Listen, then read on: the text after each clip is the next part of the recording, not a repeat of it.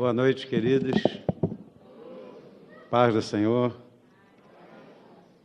Que bênção, trazemos um abraço carinhoso para vocês, de todas as nossas igrejas, no Rio de Janeiro, no Brasil e também, por que não dizer, nas nações.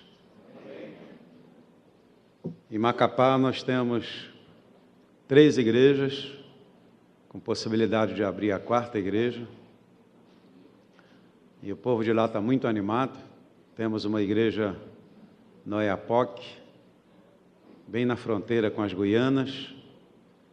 Já temos um casal que está disposto a ir para a França. E Deus tem nos abençoado tanto. Não é diferente com vocês aqui. A igreja está não só multiplicando grupos, mas nós estamos multiplicando igrejas também. E a gente quer parabenizar essa igreja guerreira, essa igreja valente. Amém? Queria que você desse um sorriso bonito e quero tirar uma foto sua. Olha, para dar um sorriso bonito aí.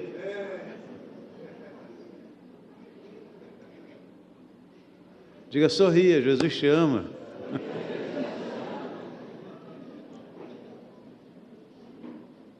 E Jesus nos ama mesmo, né? Então, quero relembrar para você que a gente tem uma página chamada Acorda Brasil, e o alvo é levantar 7.000 intercessores para orar pelo nosso país. As eleições estão chegando, e a gente quer mesmo que Deus nos abençoe colocando pessoas que realmente têm o temor de Deus. A Bíblia diz, feliz é a nação cujo Deus é o Senhor. E a gente crê que a igreja no Brasil tem cooperado muito a fim de que Deus seja o Senhor da nossa nação. Então, isso aí é muito lindo. Então, se você quiser participar, entre lá, Acorda Brasil, no Facebook. E nós estamos também usando essa comunicação gratuita, e a gente tem incentivado a igreja a colocar lá os testemunhos, né, fazer uma página para o seu grupo, seu setor, sua área, seu distrito, sua região, porque facilita muito. Eu aqui mando muitos recados, eu estou num lugar que tem uma internet muito boa, e além de ter que dar orientação a líderes, pastores, então a gente põe essas informações. E você já está sorrindo para o mundo inteiro aqui no Facebook. Os testemunhos, olha, tem tantos testemunhos poderosos na igreja. E a gente tem que divulgar isso. Falar que Jesus está vivo, está habitando em nós, não é? Fazendo uma revolução no nosso meio. Então, a gente quer dar essas informações. Abrimos uma igreja recentemente no Paraná. O pastor Francisco Barros está coordenando essa igreja no Paraná. Então, estamos no norte, estamos no sul, né? E agora nós vamos leste, oeste, e logo, logo nós vamos alcançar o Brasil inteiro e também as nações. Amém? Curve sua cabeça um minuto. Pai, nós estamos aqui diante do Teu povo, é o Teu rebanho, são Tuas ovelhas. Nos ajuda nessa noite. Assim como o apóstolo Paulo orou à igreja de Éfeso, pedindo que o Senhor desse a eles espírito de conhecimento e de revelação. Dá-nos nessa noite conhecimento e revelação na Tua palavra. E que essa celebração de ceia seja algo que, vindo do céu, tocou a terra. O Senhor mesmo disse, fazei em memória de mim. E nós te louvamos por esse momento tão especial na igreja do Senhor. Abençoa nossos amigos, nossos convidados. Abençoa o Teu povo, Pai, nessa noite, em nome de Jesus. Queria ver se o pessoal aí me ajuda. Tem uma música do Fernandinho muito linda que diz...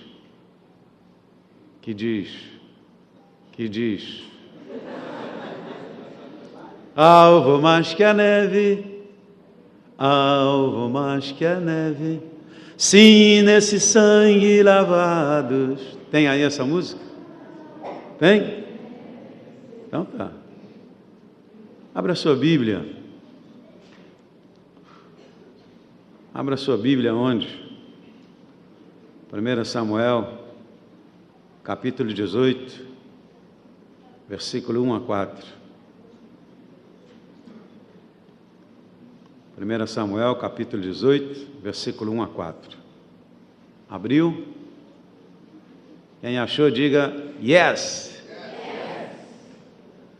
É bom ter um pastor versado no idioma, nos idiomas. Qualquer hora ele vai ensinar vocês a falar alemão.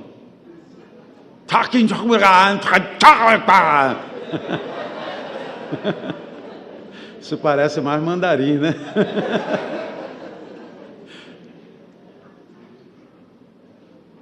Seu pastor é poliglota, isso é muito bom, né?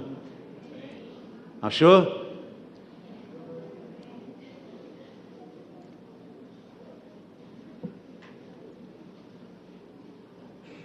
Sucedeu que, acabando Davi de falar com Saul, a alma de Jonatas se ligou com a de Davi. E Jonatas o amou como a sua própria alma. Saul, naquele dia, o tomou e não lhe permitiu que tornasse à casa de seu pai. Jonatas e Davi fizeram aliança, diga aliança. Irmãos, a celebração da ceia é um dos momentos mais lindos que nós vivemos como igreja. O Senhor disse: fazei em memória de mim. O que nós vamos fazer aqui nessa noite é em memória de nosso Senhor e Salvador, Jesus Cristo. E eu acredito que no ministério de Jesus aqui na terra, ele sonhava fazer isso com seus discípulos, porque a orientação dada da figura da ceia foi lá no Velho Testamento, quando o anjo da morte passa, trazendo o juízo de Deus sobre o Egito, e quando aquele anjo da morte passava, que via a marca do sangue na porta de um hebreu, o anjo da morte passava por cima e aquela casa não era atingida. Jesus, então, encerra aquela tradição que era comemorada no momento do Êxodo, como lhes falei, e ele declara algo vivo com os discípulos. Diz que depois daquele momento da Páscoa, Jesus toma o pão e o cálice, e ele diz: essa é a aliança no meu sangue, que é derramado em favor de muitos. E eu vejo isso como um momento muito especial, um momento profético, um momento em que Jesus está, assim, vivendo intensamente intimidade com seus discípulos. E esse momento foi muito esperado. O fato de mobiliar aquele cenáculo, aquele lugar. Jesus estava já se despedindo dos discípulos. E o Senhor, diz a Bíblia que o Senhor, naquele momento, ele cantou um hino, ele celebrou com os discípulos, e logo a seguir, nosso mestre foi levado à cruz do Calvário. Interessante é que a gente tem aí a figura desses dois elementos da ceia, não é verdade? O pão e o vinho. Interessante que nesse processo de transformar o trigo, aliás, falando sobre trigo, o Senhor disse: se o grão de trigo caindo na terra não morrer, ele fica só, mas se ele morrer, ele produz muitos frutos. Então Jesus é esse grão de trigo, e nós também somos esse grão de trigo. Só que esse grão de trigo que é Jesus, ele foi sepultado, ele se deu. Lembrando que a palavra diz que Se o grão de trigo caindo na terra não morrer, ele caiu na terra, morreu e ressuscitou ao terceiro dia.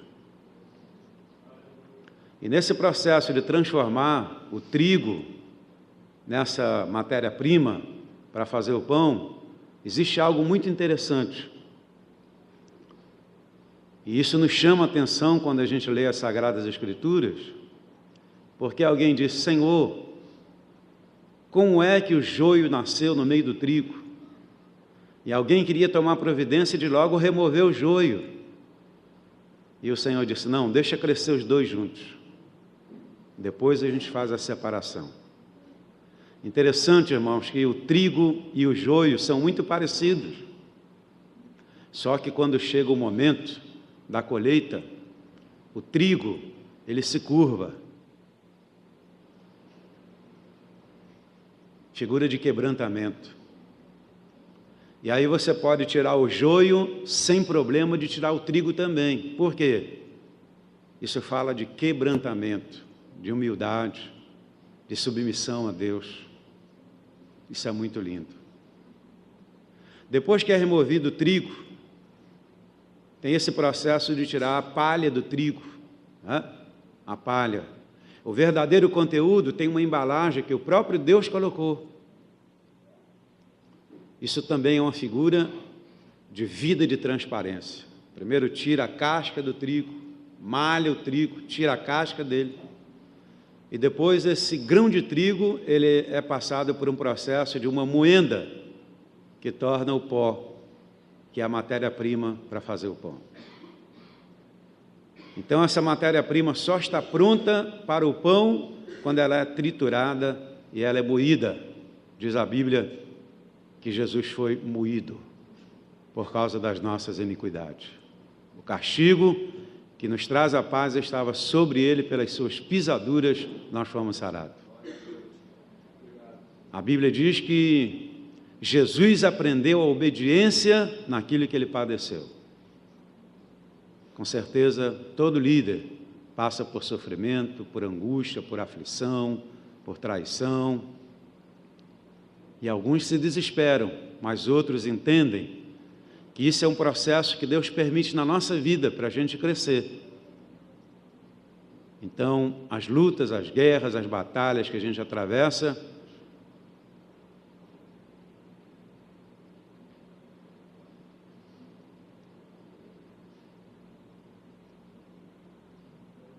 as lutas, as batalhas que a gente atravessa, é um processo que Deus usa para amadurecer a gente. Lembrando que é necessário tirar a casca do trigo, é necessário a gente tirar a máscara, é necessário que nossa liderança nos conheça como nós somos, na verdade, porque só assim o discipulado pode se tornar eficiente. Então isso é muito importante. Depois que tira a casca, depois que moe o grão de trigo, aí ele está pronto para fazer o pão. O apóstolo Paulo disse à igreja: nós somos um só pão e um só corpo. Então a gente tem lições aí muito importantes e preciosas na celebração da ceia. Com o vinho a mesma coisa.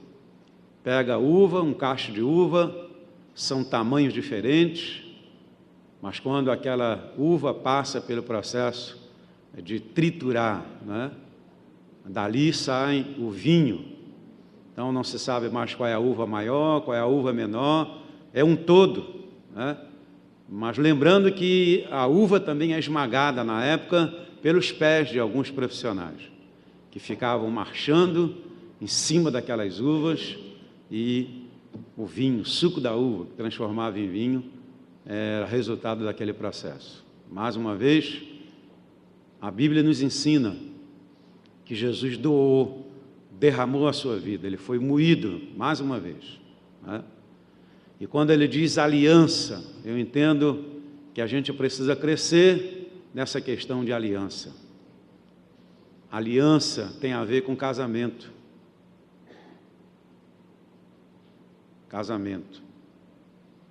Casamento tem a ver com derramamento de sangue. Casamento é uma aliança de sangue.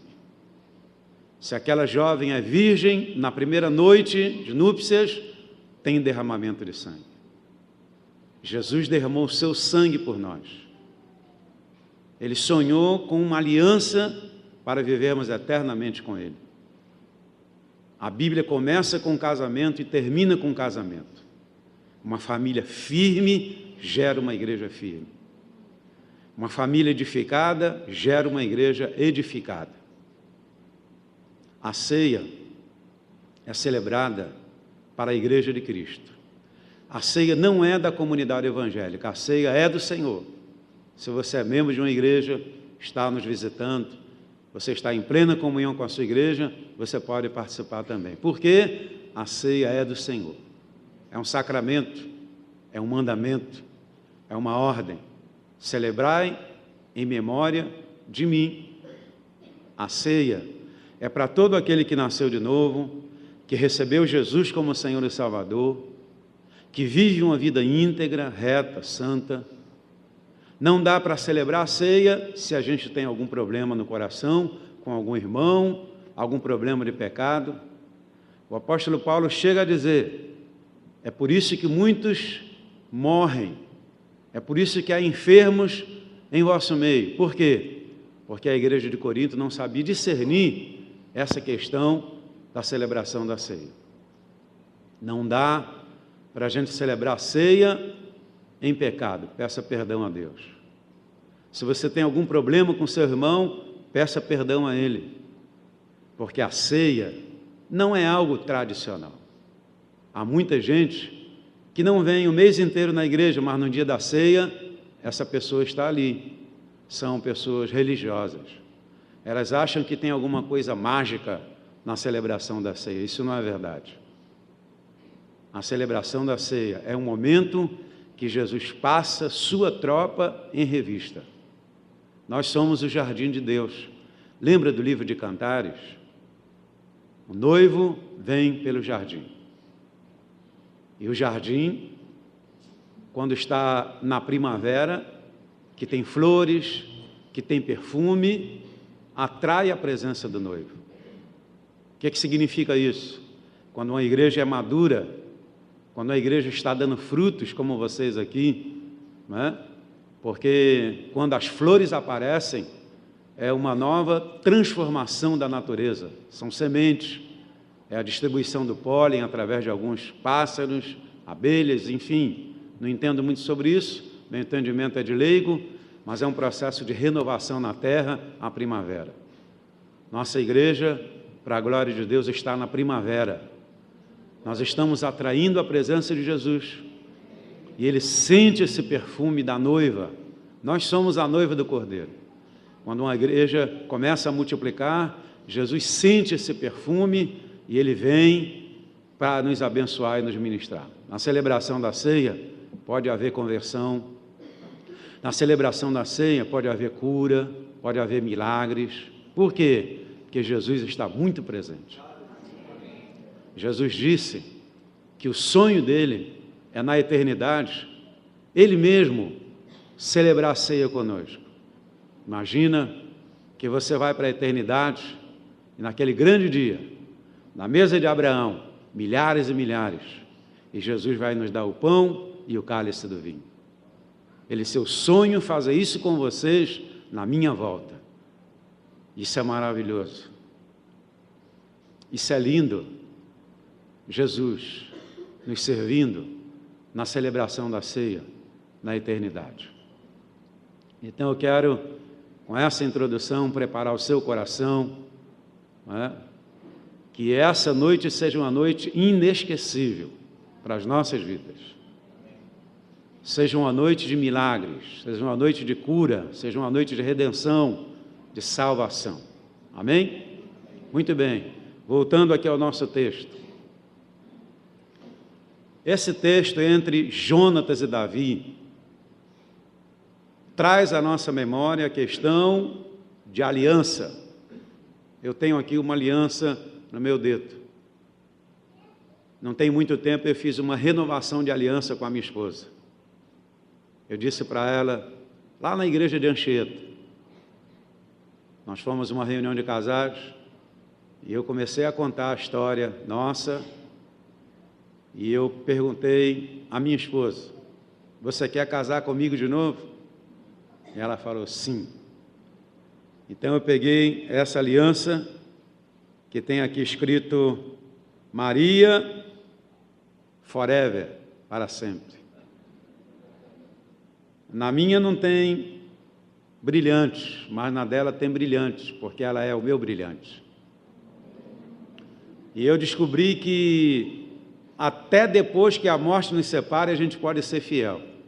Eu disse à minha esposa naquela noite: se Jesus te levar primeiro, eu não vou casar de novo. Porque eu acredito que essa aliança é até depois que a morte nos separe. Então veja bem, pela hierarquia, o próximo rei seria Jonatas, filho de Saul. Depois de uma batalha com Golias, uma vitória espetacular, extraordinária, Jonatas deve ter ficado abalado com aquilo, e já com um sentimento, uma revelação que Davi seria o próximo rei. E nós vemos essa narrativa impressionante, que diz: acabando Davi de falar com Saul, a alma de Jonatas se ligou com a de Davi. O que significa isso? Eu diria que é o top de linha da aliança entre nós. Nós temos uma aliança. Por quê? Porque nós somos a noiva de Jesus. Aliança fala de compromisso, aliança fala de responsabilidade. O pastor Ralph colocou muito bem: nós não somos um clube, nós não somos uma ONG, nós somos o corpo vivo do Senhor Jesus. Então nós vemos aqui a princípio uma aliança, e quando você tem aliança, você é capaz de abrir mão daquilo que é direito seu, em função do próximo. Jonatas significa a pomba do Espírito Santo. Davi significa, figuradamente, a vida do Senhor Jesus. A Bíblia diz: o Espírito e a noiva dizem: ora vem, Senhor Jesus. Maranata, vem, Senhor Jesus. O Espírito Santo e a noiva, eles têm uma aliança tão profunda, e que eles têm saudade, e eles dizem: vem, Senhor Jesus. Sem a tua presença não somos nada. Sem a tua presença não temos sucesso, sem a sua presença não temos alegria. Vem, Senhor Jesus. Sentimos saudades da tua presença marcante, gloriosa, que cura, que restaura, que abençoa. Vem, Senhor Jesus. Isso aí é muito lindo. Irmãos, esse texto é uma figura profética do relacionamento que nós devemos ter uns com os outros, relacionamento horizontal e relacionamento vertical com Deus. A alma, a vontade, se ligou com a vontade de Davi. E por essa razão, Jonatas abriu mão do direito de reinar para que Davi pudesse reinar no seu lugar. Seu pai Saul, acompanhando esse processo, ficou furioso, ficou com raiva. Mas Jonatas tinha essa sensibilidade. Me parece que Jonatas entrou na eternidade e ele falou: Senhor, o que é isso? Eu creio que Jonatas viu o reinado de Davi. O reinado de Davi tem a ver com uma igreja em plenitude. Nunca eles viveram um momento tão especial no reino de Davi, que preparou a vinda de Salomão, reinado de paz. Salomão, reinado de paz. Quando a gente chega nesse clímax, de sucesso, de avanço, de guerreando em batalhas e tendo vitória, abrindo igrejas para tudo quanto é canto, o que nos espera é esse top de linha, Quando Salomão constrói aquele templo poderoso, E diz que a glória de Deus entrou ali de tal forma que os sacerdotes sequer podiam ministrar, porque a presença viva de Deus estava ali. Davi sonhava com a volta da arca, o retorno da arca, né? Passou essa informação para Salomão. Que coisa impressionante. Mas veja o que aconteceu aqui. Sucedeu que, acabando Davi de falar com Saul, a alma de Jonatas se ligou com a de Davi, e Jonatas o amou como a sua própria alma. Que texto poderoso. Quantos dizem amém? Amém. Aqui nesse mesmo texto nós temos algo muito forte. Nesse relacionamento entre Davi e Jonatas, né? Entre Jonatas e Davi. Quando Jonatas percebeu que Davi tinha sido ungido para ser rei, e que ele entendeu que era importante ele abrir mão, né? Para que Davi reinasse em seu lugar, ele tomou atitudes. Você seria capaz de abrir mão para alguém reinar no seu lugar? Você entende o que eu digo? Entende? Quantos entendem o que eu digo? A primeira coisa que Jonatas fez foi entregar a capa. Talvez aquela capa fosse uma capa de autoridade. Talvez fosse uma capa que representasse as vitórias. Talvez fosse representando a autoridade.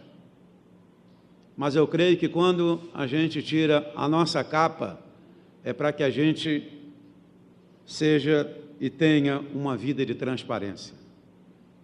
Uma igreja só é capaz de avançar mesmo quando nós conhecemos uns aos outros profundamente. Eu não te conheço, não sei quem é você. Eu não sei como está o seu coração. Eu não sei se você entrou aqui e você disse, hoje é a minha última oportunidade, se não acontecer nada hoje comigo, eu vou dar cabo da minha vida, vou me suicidar. Porque as pessoas procuram a igreja quando elas estão desesperadas. A maioria dos casos. Então eu não sei, mas Deus sabe o que se passa no seu coração. E hoje pode ser uma noite muito especial para você. Apóstolo, mas o que significa entregar a capa? Vida transparente. Você sabe quem eu sou, você sabe quem é seu irmão. Há pessoas que estão sorrindo, e elas parecem até alegres, mas por dentro seu coração está sangrando. A pessoa está doente, amargurada, angustiada, sofrendo, ela não sabe o que vai fazer da sua vida, ela precisa de alguém para abrir o seu coração, para confessar, ela está morrendo sufocada. Jonatas disse, eu quero, Davi, que você me conheça como eu sou. Daí ele entregou a capa. Jonatas está dizendo, eu não quero nada escondido na minha vida. Eu quero confessar a minha fraqueza, minha debilidade, minha necessidade. Eu quero ser seu amigo, Davi. Eu quero cooperar com você no reino de Deus. Isso fala de relacionamento da igreja com o seu líder. O que é lindo nessa igreja nossa de Cabo Frio é que vocês estão entendendo. Nós estamos expandindo novas igrejas, pastores que a gente confia, que nós discipulamos face a face, que nós tiramos a enfermidade, as doenças, são pessoas confiáveis. Isso aí é muito lindo. Líderes que rasgaram seus corações, abriram seus corações. Pastora Lisa e pastor Ralph podem trabalhar na vida desses homens, tratando, cuidando, abençoando, ministrando cura, e você está vendo o que Deus está fazendo. Entretanto, há pessoas que não querem tirar a capa, não querem ter uma vida de transparência, e por isso elas ficam impedidas de crescer. Há alguma coisa escondida na sua vida. Nossos limites nos impedem de seguir à frente. E a celebração da ceia trata do Senhor passar sua tropa em revista, do Senhor nos se revelar sua mente, seu coração, seu pensamento. A palavra diz que os nossos pensamentos não são os pensamentos de Deus. O pensamento de Deus, os caminhos de Deus são mais altos que os nossos caminhos. Mas é numa reunião como essa que Deus se revela para nós. Outra coisa impressionante, irmãos, que nós vemos nesse texto, é que Saul entregou, Jonatas entregou a sua armadura. O que significa isso? Há pessoas que estão na igreja, que elas vêm à igreja, mas elas estão com a armadura. Ninguém consegue penetrar na vida daquela pessoa. Ela não tem coragem de abrir o seu coração, ela não tem coragem de confessar suas fraquezas, né? Ela tem medo de ser corrigida. Nós não estamos aqui para te acusar. Quando Jesus se encontrou com aquela mulher pega no adultério, Jesus disse: quem tiver sem pecado, que atire a primeira pedra. E os acusadores daquela mulher foram todos embora. E Jesus perguntou: onde estão os teus acusadores? Eu também não te acuso. Vai e não peques mais. As pessoas não entenderam que a chave que a gente tem como igreja, que é tão importante do discipulado, é levar aquela pessoa a uma cura total. Uma igreja curada é capaz de realizar coisas extraordinárias. Recentemente eu comprei um vídeo chamado Dedo de Deus. E esse repórter começa chocado com um parente dele que recebeu o dente de ouro. E ele vai lá conversar com esses parentes. E ele fica impressionado. Fala: como é que Deus dá dente de ouro assim? Por que Deus está dando dente de ouro? Eu estou lembrando aqui que eu preguei numa igreja em Itajubá, e o Senhor, por sua graça, deu 16 dentes de ouro naquela igreja para alguns irmãos. Mas esse repórter começa a fazer várias entrevistas e tal, e alguém diz assim: vamos numa igreja que lá está chovendo ouro em pó. E aí ele vai e pega a sua câmera, e de repente Deus começa a mover, e as pessoas começam a cair debaixo da unção do Espírito Santo, e começa a aparecer aquele pó de ouro assim no paletó, na testa das pessoas. E ele vem com a câmera dele e fica bem em cima ali filmando, e ele fica impressionado. E aí ele começa a entrar nessas pesquisas. E alguém disse para ele: olha, tem uma igreja na África, que quando eles começam a adorar, começa a aparecer sobrenaturalmente pedras preciosas em cima do palco. E aí ele vai lá com a câmera dele, e ele fica impressionado, porque no meio da adoração, no meio do louvor, começa a aparecer pedras preciosas. Que razão Deus teria para colocar pedras preciosas? E aí alguém fala para ele: olha, tem uma igreja, está caindo maná sobre a igreja. São pedacinhos de pão que cai sobre aquela igreja. Aí ele vai lá, e aí ele fica impressionado, porque o pregador está pregando, e sobrenaturalmente começa a aparecer aquele maná. E sabe, eles usam aquele maná para dar para as pessoas enfermas. As pessoas enfermas comem aquele maná e elas são curadas. Aí ele vai numa outra igreja que eles estão ressuscitando mortos. Irmãos, que coisa impressionante. Será que Jesus não quer fazer isso aqui nessa noite com a gente? Manifestação sobrenatural do Espírito Santo. O Senhor está nos dando esses milagres para chamar a nossa atenção. Ele é real, Ele é vivo, Ele é Senhor, Ele é Salvador. Jonatas está dizendo a Davi: eu rejeito a couraça da minha vida. Meu coração é acessível, sou corrigível. Eu tenho o coração ensinável, me ajuda, Davi. Davi, você será o próximo rei de Israel. Você vai mudar a história da nossa nação. Eu quero ser o seu discípulo, eu quero aprender com você. Quando Jonatas morreu, Davi ficou muito triste. E eu creio que Davi lamentou. Como morreram os valentes no campo de batalha. Como caíram os valentes nos campos de batalha. Davi chorou, eu creio que ele chorou. Um tempo depois, Davi se lembrou da aliança que ele tinha com Jonatas. E ele perguntou: tem alguém da casa de Jonatas que a gente pode abençoar? E alguém disse: tem Mefibosete. Ele é aleijado, ele é deformado. E Davi disse: chama ele. E parece que Mefibosete veio meio tremendo e com medo. E Davi disse: eu fiz uma aliança com seu pai. Seu pai era meu amigo. Eu quero que você fique aqui no reino. Eu vou te dar as terras que você quiser. Eu vou suprir você em todas as necessidades. Aliança não é só hoje. Aliança perdura por toda a eternidade. O pai de Mefibosete, Jonatas, havia morrido há muito tempo, mas por causa dessa aliança, eu quero te perguntar nessa noite, em nome de Jesus, qual o nível de aliança que você tem com os líderes dessa igreja? Qual o nível de aliança que você tem lá no seu grupo familiar com seus discípulos? Esse nível de aliança é para sempre.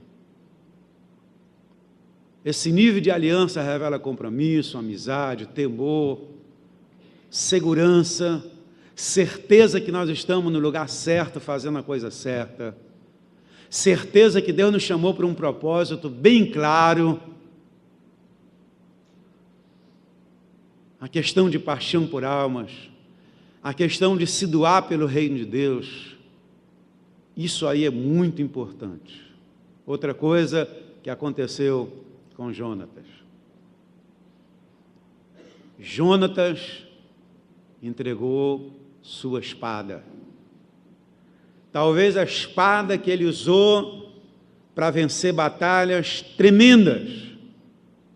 Ele falou: Davi, eu quero te entregar a minha espada. Eu não quero, Davi, usar a minha espada para guerrear contra você, como meu pai fez há anos. Meu pai queria te matar, mas eu quero, Davi, te entregar minhas armas. E eu queria te dizer nessa noite: entregue suas armas. Entregue suas armas ao Espírito Santo. Há pessoas que vêm para a igreja armada. Eu já sei o que vai ser dito naquela reunião. Eu sei o que vai ser dito naquela celebração de ceia, mas eu não quero me arrepender. Eu não quero pedir perdão. As pessoas estão armadas. Pior do que isso é que nós usamos essa arma para guerrear uns contra os outros, quando deveríamos usar essa arma para pelejar contra o diabo. Hoje eu quero te convocar a que você devolva suas armas, entregue sua arma ao seu irmão. Na última prova, quando Jesus estava sendo preso, não sei de onde Pedro tirou aquela espada, mas o Pedro sacou da espada para defender o Senhor Jesus, e ele tirou a orelha do Malco, e o Senhor fez um milagre, colou a orelha no lugar de volta. Às vezes, nós usamos a nossa espada para tirar a orelha dos nossos irmãos. Imagine uma pessoa sem orelha na igreja, e olha lá, o sujeito está sem orelha, aleijado, uma marca. Nós usamos a nossa espada e colocamos uma marca na vida daquele irmão. E depois ficamos rindo dele, zombando dele, porque ele tem uma marca, mas fomos nós que colocamos. Era a última prova. E o Senhor disse: Pedro, de onde você tirou essa arma? Você tem visto esses 3 anos e 6 meses o que eu tenho feito? Eu tenho usado arma, eu tenho usado faca, eu tenho usado porrete para pregar o evangelho. Você não sabe de que espírito você é, Pedro. Pedro guardava uma espada. Eu queria te perguntar nessa noite: você tem alguma espada guardada aí na sua cinta? Quando alguém toca em você, você saca dessa espada e você faz justiça própria? Eu quero te convocar nessa noite a você devolver a sua espada. Eu estou disposto a entregar todas as minhas armas, porque nós somos um corpo. Eu não quero mais lutar contra meus irmãos. Isso aí é unidade, isso aí é visão da igreja como corpo. Finalmente, Jonatas entregou o arco e o cinto, seus troféus. Aquilo que era mais importante que ele recebeu das guerras, das batalhas. Ele disse: eu quero te premiar, Davi, eu quero transferir para você tudo que eu conquistei nesses anos todos. Seus troféus, sua fama, seu sucesso. Davi, eu não sou individualista. Quero repartir com você. Eu queria te perguntar nessa noite. Você já viveu essa experiência no corpo de Cristo? Escute bem o que eu vou lhe dizer. Alguns anos atrás, muito tempo atrás, eu tive uma congestão por ingerir carne de porco. Não posso comer carne de porco. E eu não esqueço até hoje a injeção que eu tomei. Epavitan. Era intravenosa, no vaso sanguíneo. Quando aquela enfermeira aplicou aquela injeção, eu senti muita dor. Aquele medicamento entrou em toda a minha corrente sanguínea, passou por todo o meu corpo, porque eu tinha um problema no fígado. Eu pergunto, o que tem a ver o braço com o fígado? O braço sentiu dores. O medicamento circulou todo o meu corpo para chegar no fígado. Por quê? Porque o fígado é importante para o meu corpo. Se o meu fígado ficasse ferido, machucado, e me desse uma crise muito forte, todo o meu corpo ia sofrer. Então, às vezes, o braço sente as dores para que o fígado seja curado. Você entende o que eu digo?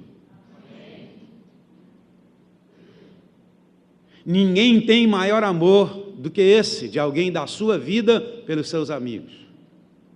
E esse é o sonho de Deus.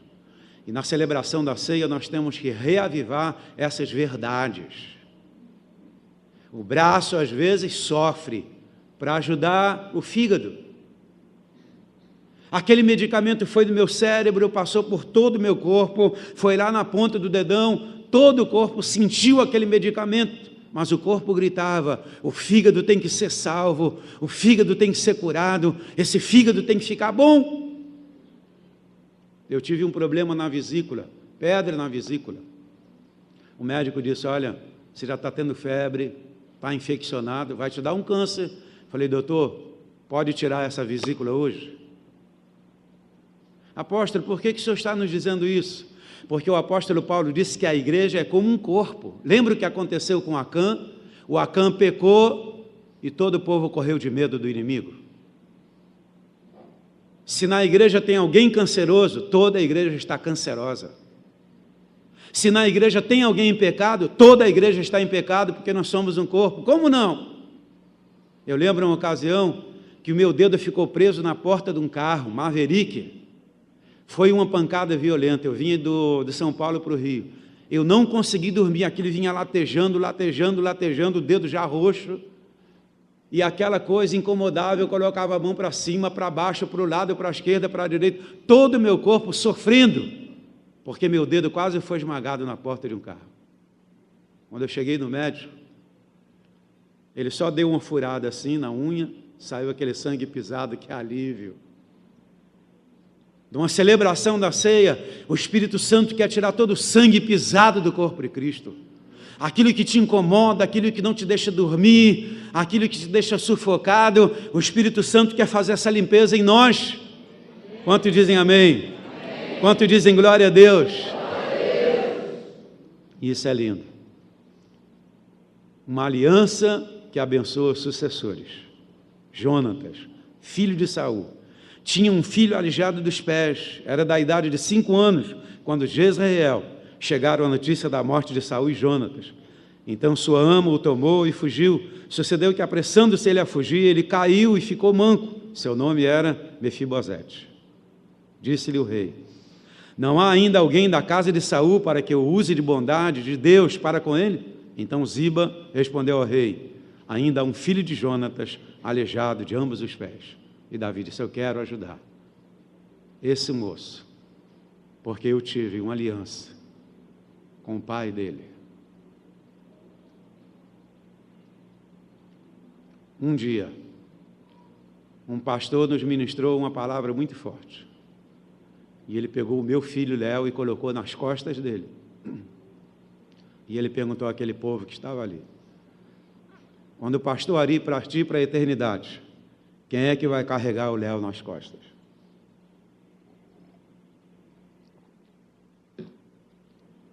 Os nossos pastores nunca mais esqueceram daquela reunião. Se o Senhor me levar, quem é que vai cuidar da minha esposa? Quem é que vai cuidar dos meus filhos? Será que nós temos uma aliança? Eu conheço a história de vários pastores. Conheço um pastor muito ungido, abençoado, de anos. Quando esse pastor morreu, eles moravam na igreja. A igreja se reuniu e colocou a esposa daquele pastor para fora. Nós não pertencíamos a essa dominação, mas nós ajudamos muito essa mulher. Até onde vai a nossa aliança? Até onde vai o nosso compromisso uns com os outros? Até onde vai a nossa fé e a nossa visão do que é o corpo de Cristo? Então lhe disse Davi: não temas, porque eu usarei de bondade para contigo, por amor de Jonatas, teu pai, te restituirei todas as terras do rei Saul. O rei Saul era muito rico, foi rei de Israel, tinha uma herança. Davi diz: todas as terras de Saul serão suas, Jonatas, porque um dia eu celebrei uma aliança com seu pai. Jonatas era meu amigo. Aleluia! Quando nós chegamos nesse nível de aliança, essa igreja é capaz de fazer uma revolução. Porque Jesus disse que quando houvesse esse nível de amor entre nós, a glória dele seria derramada sobre o corpo de Cristo. Pai, eu dei-lhes a glória que tu me deste, para que eles sejam um, para que o mundo creia que tu me enviaste. E isso é glorioso, isso é lindo. Aliança capaz de bloquear a ira de Deus sobre algumas pessoas. E eu estou falando de Abigail e Nabal. Abigail era uma mulher sensível, uma mulher extraordinária. Davi havia ajudado muito aquele homem chamado Nabal. E Davi agora está numa guerra, ele precisa de ajuda. Ele manda seus discípulos ir lá. Era tempo de tosquia das ovelhas, havia carne, havia uma festa. E Nabal disse: quem é Davi? Quem é esse sujeito? Eu lá conheço Davi. Quando Davi tomou notícias, conhecimento disso, Davi disse: hoje não fica uma pessoa de pé na casa de Nabal. Nós vamos matar todo mundo. Quando Abigail soube dessa história, Abigail é aquela mulher intercessora.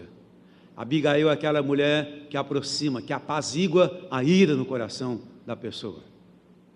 Ela pegou um monte de coisa, comida, e foi encontrar com Davi.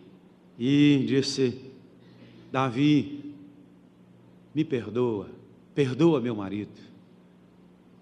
E que passagem bíblica tremenda. E aconteceu que a ira de Davi foi aplacada e aquela família foi salva por causa da atitude de Abigail. Hoje o Senhor vai te conceder um espírito de Abigail, porque você vai aplacar a ira do diabo, a ira do inimigo, a ira de irmãos. Nós seremos uma ponte de aproximação entre pessoas, porque Cristo veio a esse mundo para ser a reconciliação. Nossa igreja é uma igreja de reconciliação, que leva as pessoas a se reconciliarem com Cristo. Amém ou não amém? Amém. Quantos dizem glória a Deus? Glória a Deus. Quantos dizem louvado seja o nome do Senhor? Escuta, finalmente, nós somos trevas ou luz? Somos luz. Olha o que João diz: aquele que diz estar na luz e odeia seu irmão, até agora está nas trevas. Aquele que diz estar na luz e odeia o seu irmão, até agora está nas trevas. 1 João 2, versículo 9, 10 e 11. Aquele que ama seu irmão, permanece na luz, e nele não há nenhum tropeço. Aquele, porém, que odeia seu irmão, está nas trevas, anda nas trevas, e não sabe para onde vai, porque as trevas lhe cegaram os olhos. Essa palavra é muito forte. dependendo do nível de relacionamento que nós temos uns com os outros, a Bíblia diz que aquele que odeia seu irmão está onde? Nas trevas. As trevas é campo do inimigo, do diabo. Perdoe seu irmão, perdoe seu pai, perdoe sua mãe, perdoe seus líderes, perdoe. Quando você libera perdão, você atrai cura para você mesmo. Diz aqui a palavra que essa pessoa não sabe para onde vai, ela não tem direção, perdeu o alvo. Por quê? Porque tem coisa no seu coração que a impedem de ter esse nível de relacionamento, e a Bíblia diz que ela está onde? Em trevas. Ela não sabe para onde vai. Por quê? Porque as trevas lhe cegaram os olhos. Se nós somos luz, nós vamos precisar caminhar e lutar para alcançar esse nível de relacionamento com Deus. Você quer isso para a sua vida?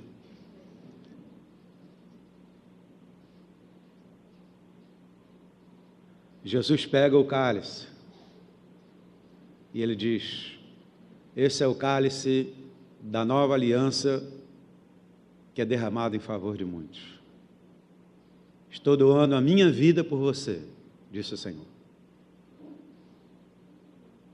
Nós não vamos mais para o inferno, nós não vamos viver eternamente nas trevas, nós somos luz. Quando o seu coração parar de bater, os anjos de Deus vão te pegar e vão te levar para a eternidade. Jesus disse: eu sou a ressurreição e a vida. Ele é a ressurreição e a vida. Pegou o pão, partiu e disse: esse é o meu corpo que é partido por causa de vós. Eu queria que você agora colocasse a mão nos ombros da pessoa que está ao seu lado. Queria convidar nossos líderes, as pessoas que normalmente distribuem o pão, cálice, que viessem até aqui à frente. Se você achou a música, você pode colocar. Eu preciso que você ore agora pelo seu irmão. Diga a ele: eu quero entregar a espada, quero entregar a capa, quero entregar a minha armadura. Vamos orar uns pelos outros? Vamos? Então ore pelo seu irmão, 2 a 2.